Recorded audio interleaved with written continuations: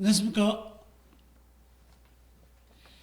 포로 귀환 시대에 활동했던 느헤미야에 대해서 함께 간략하게 살펴보겠습니다. 시간은 한 10분 정도 걸릴 것 같습니다. 예, 성경 읽기표, 구약 성경 읽기표 이제 마지막 막바지를 이제 다다루고 있습니다. 느헤미야 주요 내용입니다.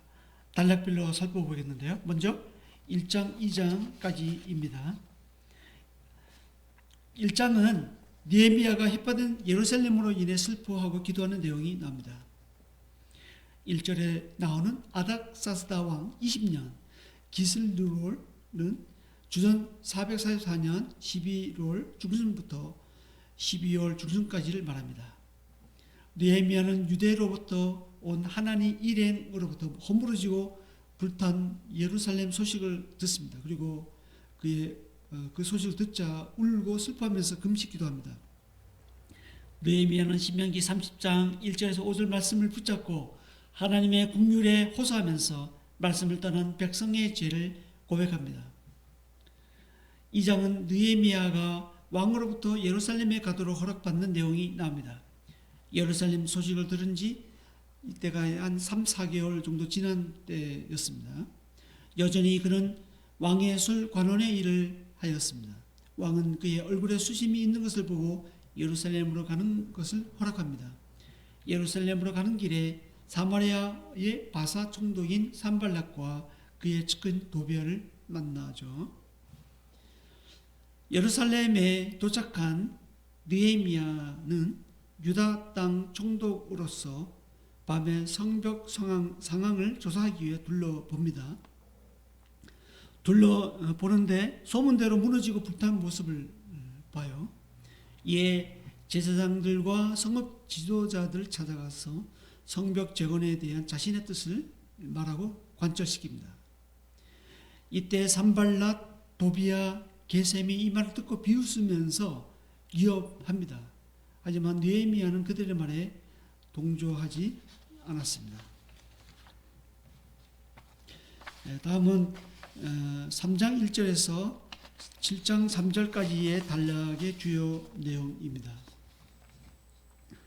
3장은 성벽 재건 시작과 건축 참여자들 명단이 나옵니다.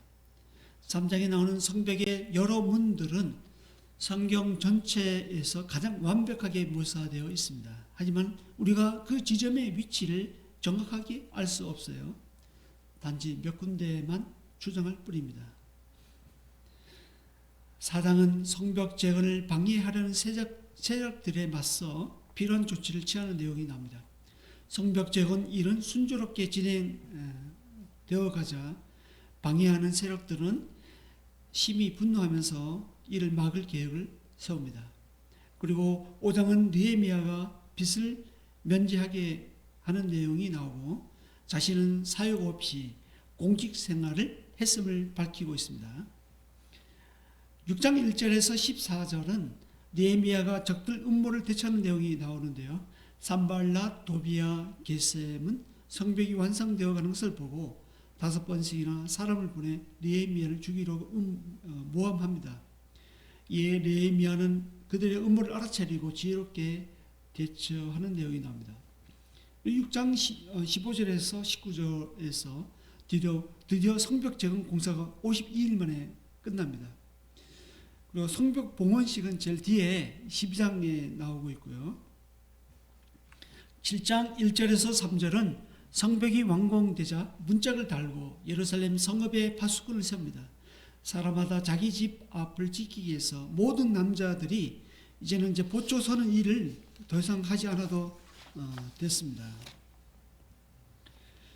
다음은 7장 4절에서 13장 마지막까지 단락의 주요 내용입니다.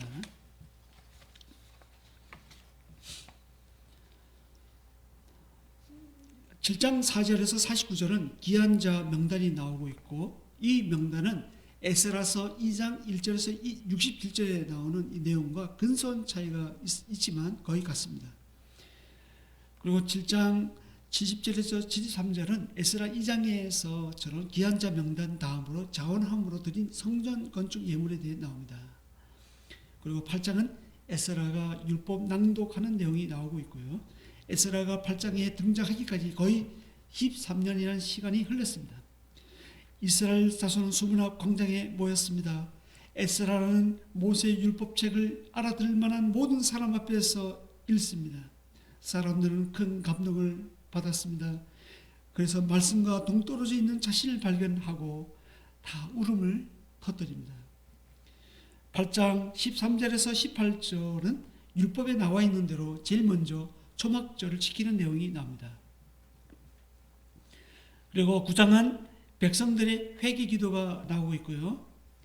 10장은 백성들이 율법을 지키기로 한 약속하는 내용이 나옵니다. 그리고 9장에서 회개 기도를 한 백성들은 같은 죄를 반복하지 않고 율법의 모든 말씀을 지키기 위해 이제는 스스로 한 그 8개의 약속을 문서로 남기고 거기에 서명을 합니다.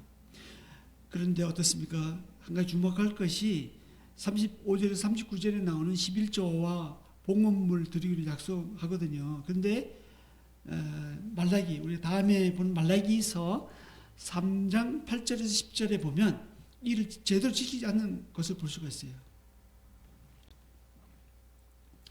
이제 마지막 단락인 이제 11장에서 14장 내용인데요.